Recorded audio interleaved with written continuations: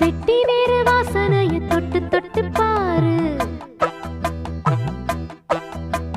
கிட்ட வந்து கட்டிக்காம விட்டு வச்சதாரு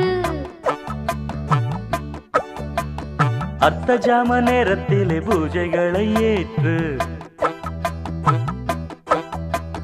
பக்தனுக்கு பக்கம் வந்து சொர்க்கம் ஒன்று காட்டு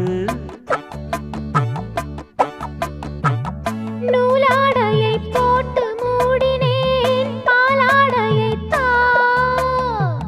பாத்தாடியோ தேஞ்சி போகுமா பார்த்தால் என்ன நான் சுபரா